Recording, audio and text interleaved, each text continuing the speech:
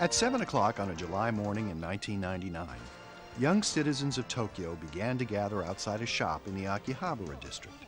They were here for a chance to meet two of the creators of Lunar, Toshiyuki Kuboka, the artist who designed the Lunar characters and the world they inhabit, and Kei Shigema, writer of the Lunar scenarios. Lunar Eternal Blue is, for me, it was my very first game when it was released for Sega Saturn. The characters are very good. Each heroine of the series is very cute. That's why I like them. The worldview and music and illustrations are very pretty. I can see that they didn't skimp on anything when they made it. I can see it in the game.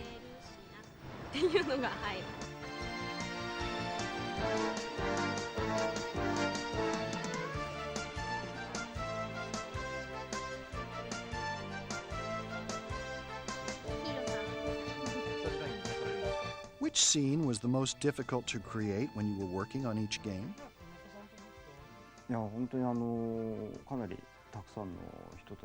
Quite a number of people came to see us, and this was the first time for me to have an opportunity to meet in person with the Lunar fans. I believe this was a very valuable opportunity that I was afforded. Even though it was planned rather quickly, there were so many fans that came. In addition, they spoke of Lunar in such enthusiastic terms, so I was very happy with it. I also noticed that there were more girls than boys present, which I did not expect, and that made me feel good. Though I had to get up early to come here, it paid off, and I am really, really happy to have this. This is Lamina that Mr. Kuboka drew for me. One of the things that really just blows me away is the fact that the US version of Lunar 1 was imported back into Japan by fans in Japan. Eternal Blue is in the genre of a role-playing game. There are animations in the event scenes, and those animations are very high quality. And the story is also very efficient in terms of appealing to the players. I think Eternal Blue is one of the greatest RPG games to utilize animation that was ever made. This is a game, but this game is a work of entertainment. Therefore, I believe that with a game like Lunar, which was well received in Japan, there is no way that it won't be well received in America. You know, when everything comes together, you know, the art, the music, the storytelling, the characterization, you know, creates a world that's just magical and it sucks players in. I think that's why Lunar is the hit that it is. It was very, very popular in Japan when it was released. It's been released in like 4 different versions, both 1 and 2. And then when it came to the US, it has gained momentum with every release. Every release has been more than the one before. The most enjoyable thing for me as a producer is to recognize that people from all over the world will respond to our games and say, for example, "It was great." Creative people, like me, prefer fan mail to money.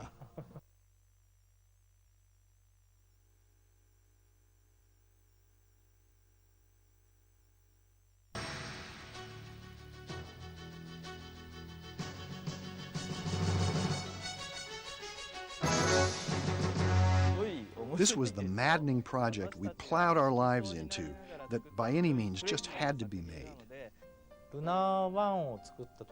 First, when we made Lunar 1, there were some things that were left undone. The creators involved expressed a desire to finish what they had left undone. And there were a lot of things they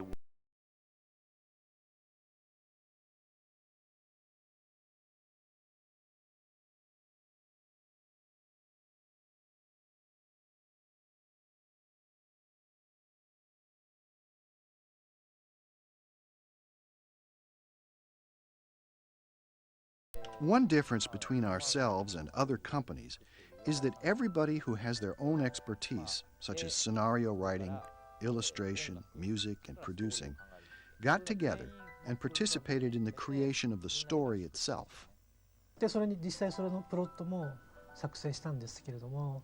We talked about the story setting as a sequel to Lunar 1. We actually wrote a plot along those lines. In that plot, the original Lunar 1 characters, who had become older, would do an adventure with the new characters. This created the problem of having too many characters to deal with. So, in the middle of our planning, we changed the story to the present one. The flow of the story is one where the heroine, Lucia, never associated with a human being before. But by encountering Hiro, she experiences human emotions, one by one. So we deal with this rather difficult theme. At the start of the game, Lucia comes down from the Blue Star. She's basically an alien who happens to speak the language of Lunar. And by the end of the game, she's grown. You've seen her grow into a real person. Someone who feels emotion, someone who feels love. The way that they handled the bath scenes in Lunar 2 was to make a comment on Lucia's growth. The first bath scene is Hiro and Ruby, and then Lucia walks in. And Lucia is completely unassuming. She walks in naked and she's like, well, you know, there is a girl's bath, but I want to take a bath with you. No sexual overtone on her part at all, but she was just completely unaware of, you know, what was going on. But by the second scene where she's bathing in the spring and Hiro walks in on her, the reverse situation, she's embarrassed about her nakedness. When she hears somebody's there, she covers up because she's embarrassed. And it's a great, great commentary on sort of humanity in a very subtle way. In the Lunar series, we wanted to describe real human-like characters. This applied not only to the main characters, but also to ordinary characters who lived in the town also. We wanted to describe them in real human terms. You want to play a game and experience characters, and you want to watch them change. That's the core of any good story. So every character in Lunar 2, as with Lunar 1, does change. And by the end of the game, you like what they've become. These days, there are so many outrageous stories involving people's deaths, etc. But rather than producing that sort of story, I have been pleased to see a story like ours, where a boy tries to rescue a girl. That sort of rather normal story was well received. A fighting game or a shooting game, those are easy. But to develop a role-playing game, which is the reason why people have stayed away from them for so long, is because it's hard. You have to make characters that people like, and if they don't like it, that's the end of the franchise. There is no sequel. The thing that is different from movies, novels, animations is that the game players actively interact with the product. Especially in RPG, the player and the main character become united, and that is one of the secrets or keys to make it a most enjoyable experience in the RPG. Regarding our hero in Lunar 2, Hiro, I wanted to make him a little bit more talkative as compared to Lunar 1's hero, Alex. Lunar 1's Alex had some rather transparent characteristics. I wanted Hiro to have a little bit stronger of a personality. In that regard, I believe we succeeded. The storyline for Lunar 2 was also a somewhat more sophisticated type of story. So we tried to make the characters appear in a little more realistic manner. This is the main character in Lunar 2, whose name is Hiro. As an initial setup for this character, he was living in a remote desert area with his grandfather. His character was supposed to be an adventurous one, like a treasure hunter. I wanted this design of Lucia to appear in something that looks like a uniform. Here she is wearing a medallion. With this medallion, I tried to symbolize the relationship between the Earth and the Moon by its design. Since the character will become smaller on the game screen, I try to make sure that each character will have some prominent feature besides the clothing they wear, so we can distinguish the character even if the size is small.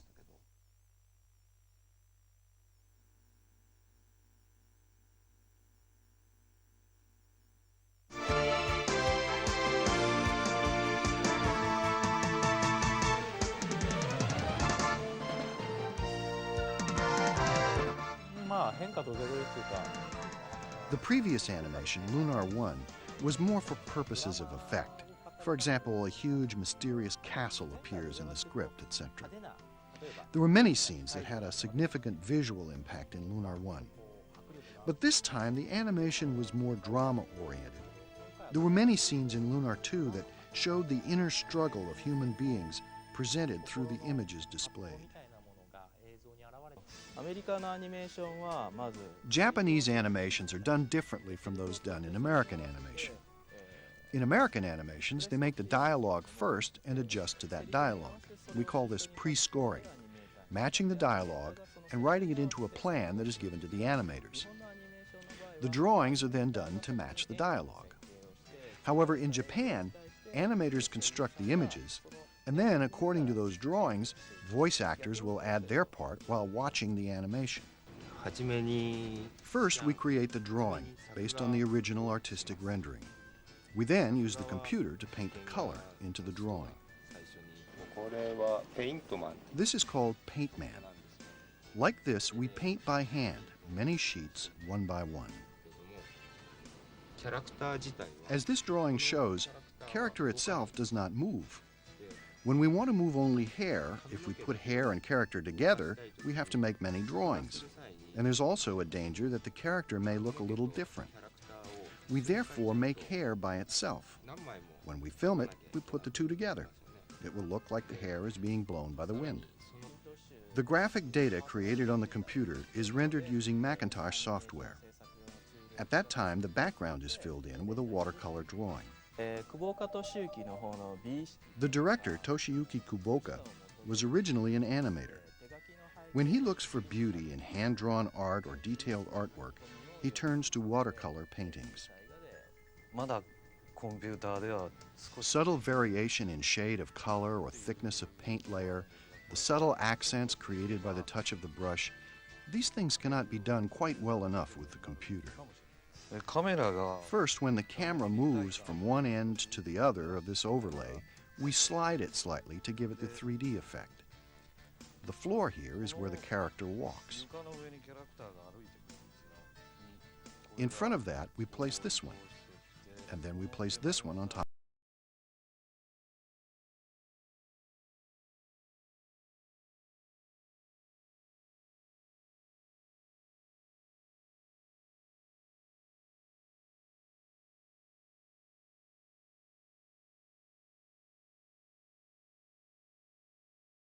Various adjustments and effects. After that, we place the character drawing on top of this background. We also adapt 3D CGI for use in these works. This 3D CGI consists of light wave images. Using this, we make a composite that results in two-dimensional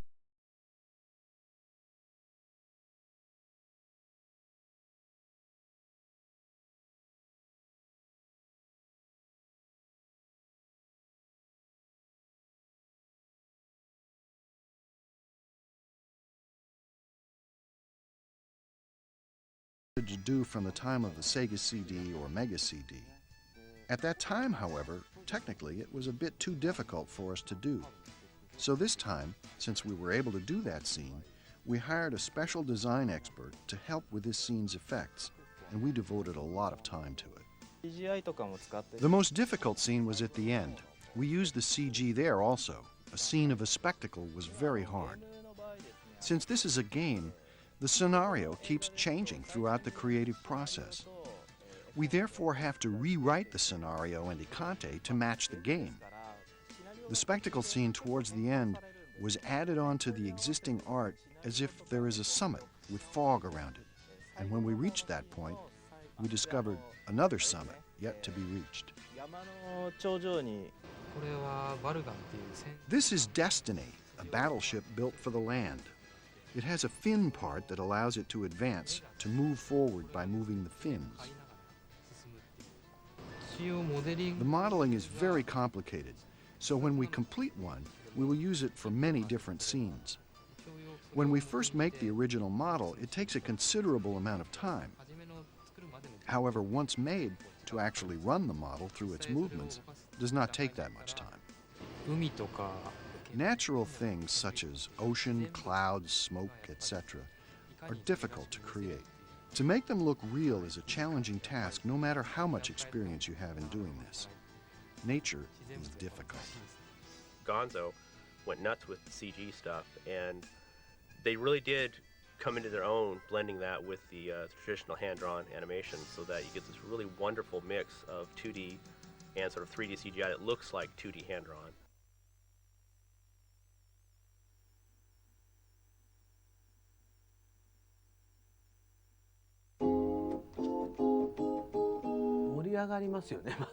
Music accents the playing of the game. Without music, playing the game is so empty and lifeless. Music expresses the emotional climate. There are a lot of pleasures associated with composing music, but at the same time, there's a lot of pain as well. When I started working on these projects, I started to get gray hairs around here. However, I enjoy creating music. Especially matching the music to the animation scenes is enjoyable. Usually most composers want to use their time composing music for movies or popular songs. So I feel we were very fortunate to have someone like Mr. Iwadari, who understands music, but who was also willing to participate in the making of the story and expressed his opinion and created the music to match the story with a lot of emotion. As for Lunar Eternal Blue, the image was somewhat more grand and mysterious. We used the piano as our main instrument and added orchestration to it. I felt that it required a more worldwide sense, and I therefore included ethnicity to the music to some extent. Among the characters who appear, there is a girl named Jean who is a warrior. The place where she lives is called Carnival. It's a fun place. We wanted to give some sort of specific character to this town, and we therefore included percussion-type instruments like the tabla, which is from India. And on top of that rhythm, we thought that adding guitar and violin would make it more fun-sounding. Also, for the villages, we included some Indian music using the tabla as well.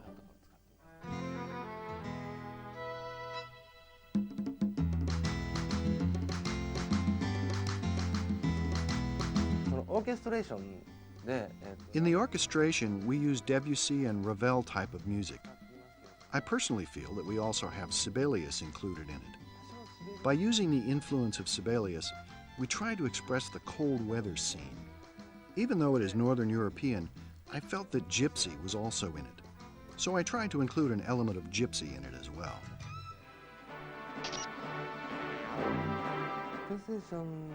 For the sounds that are heard in the game, we use the internal sound of PlayStation.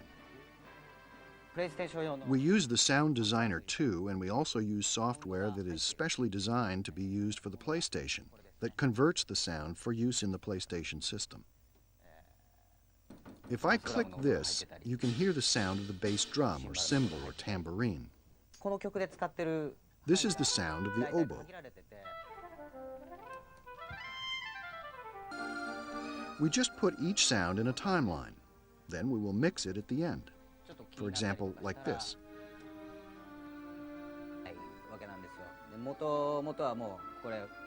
Originally, this music would be produced by an orchestra, and then we have to convert that into this small 200 kilobit memory. This was the hardest point, and it demanded a lot of work.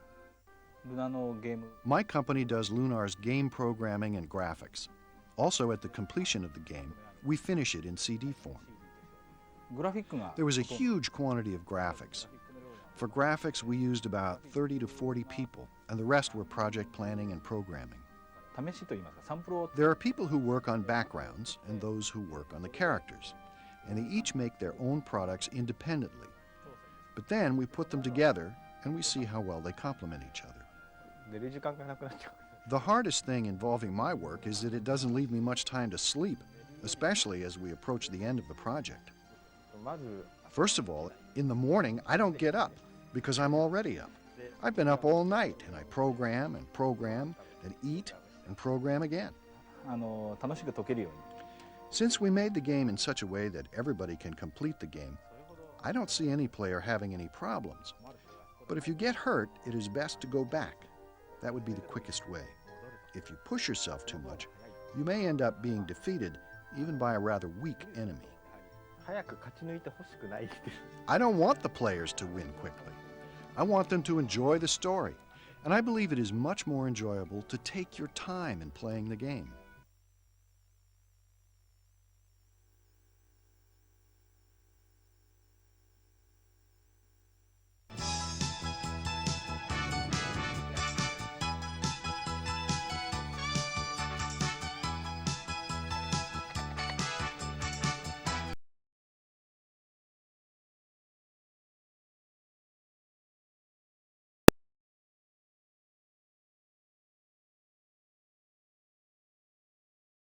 Quality mono, so you get a much higher quality sound. Maybe change the music around, increase the memory card system. We almost always have to do that. Then we make programming changes. We'll add DualShock usually. Analog is like a given immediately. Well, the save system sucked because it only allows 3 save games per 2 blocks, and it also checked both cards before you even start the game. So I changed that so that it would only check the card once you tell it that you want to load or save. And I'm trying to get a minimum of 21 saves per memory card. First thing you do is add analog support, because now with the DualShock controllers, you don't bust your thumbs, moving diagonals and stuff, because you have that nice, smooth analog stick. To make the animations look better, I changed the resolution from 256 by 224 to 320 by 224, which makes all the artifacting really small, so it's hardly noticeable. With Lunar 2, I mainly do all of the graphics for the manual, all of the packaging, and a few of the in-game graphics that we had to change that were kanji or Japanese characters.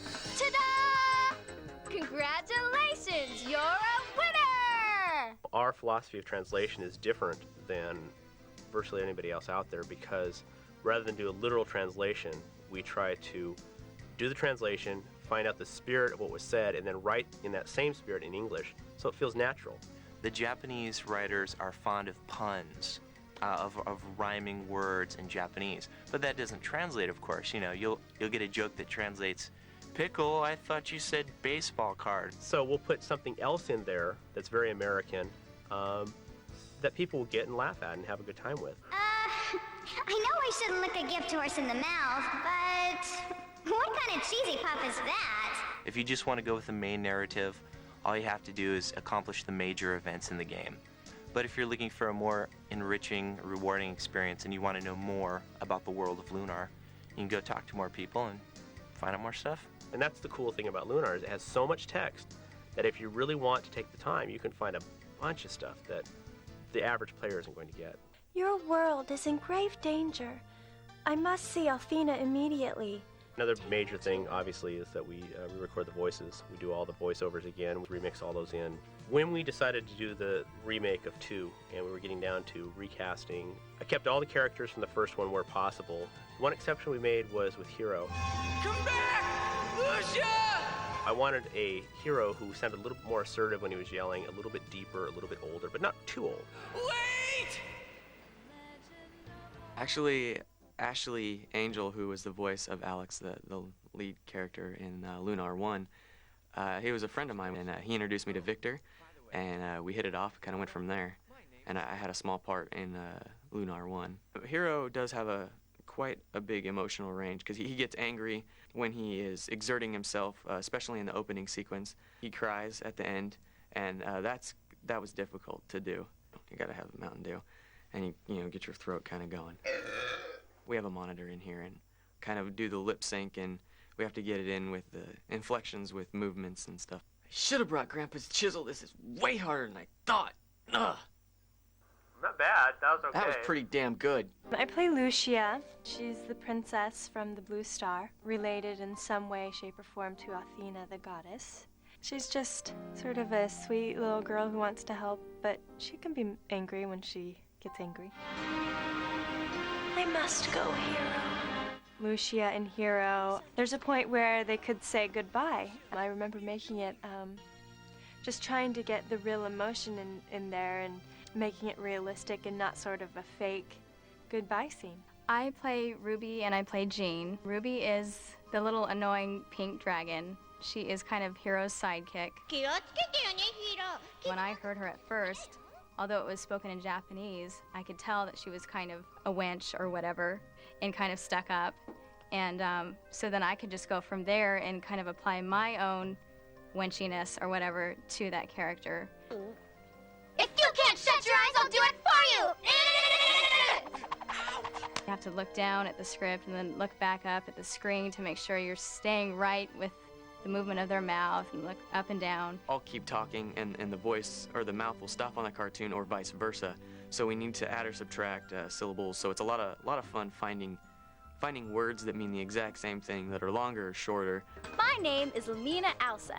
You have just officially passed. Lumina is the lord of this vein, or this world. It's like the magic guild, and it's not really a big deal anymore because it got blown to bits in the game before. So to her, it's a big deal. It's fun, but it's exasperating sometimes. I mean, it's a lot of fun, but you know, the things where you have to like fake laugh or fake cry, that's kind of hard. Or when you do one line over and over and over and over again. And sometimes one line can take an hour, especially with me. I always start to laugh. I don't know why, obviously.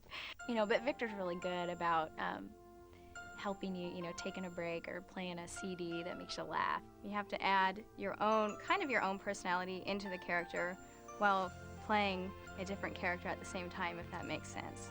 When we're doing the voices, there's some parts where, you know, you think, well, maybe I should do this or that, and Victor's really open to, you know, maybe what you want to do instead. And you just kind of work with what sounds good, really. I'm able to speak the part of Ruby basically in my own voice, and Bill somehow, I don't know how he does it, makes the voice higher. Huh! Oh, great! Don't tell me you're hearing voices now!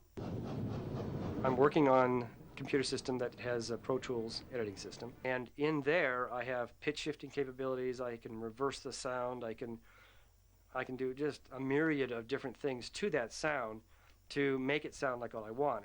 The sampling rate on the Japanese version of the game is so low, so I have to recreate all the sound effects, humming crystals and everything. Well, there's 30-some animations, and in the more complex ones, there's, you know, there might be 100 sound effects or so that are, you know, individually placed and filed. And many times, a particular sound by itself is not enough. I'll take one sound, and I may layer 2 or 3 other seemingly unrelated sounds, and when I get done, it all works together. I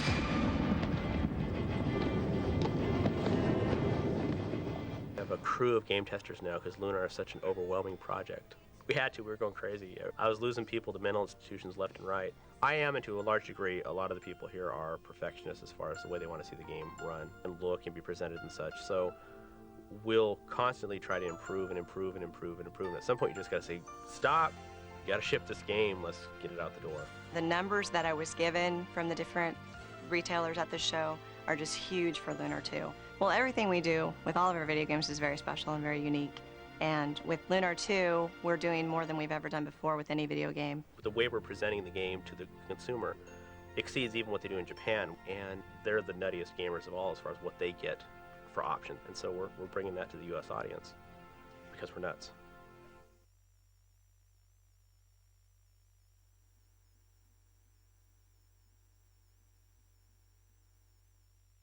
Mr. Shigema's other nickname is Shower Writer. Everything he writes includes a shower scene. Hi, fans. Yeah, Lunar's a great experience because of the fact that I have to burp right now, and I'm going to slip it here sometime very soon. The whole time I'm talking, I have another one on deck. It'll probably slip out, I'm sure. Buy more games. Are you taping? No, okay. Oh, great! Don't even Was it good? My name is Kathy. Victor says I'm a gold take. And so being insane, fortunately, has helped me. Young, adventurous. Horny. Oh yeah, he's definitely horny. Oh my god. I haven't done it yet. Yeah, I'm trying to think. That's a big question. Line. I'm not telling. Oh, what a tangled web we weave when we deceive. And she doesn't have any clothes on. That's like everybody's favorite part, especially Victor. Oh, yes. Whoa, that sounds bad. I'm probably gonna get fired for that.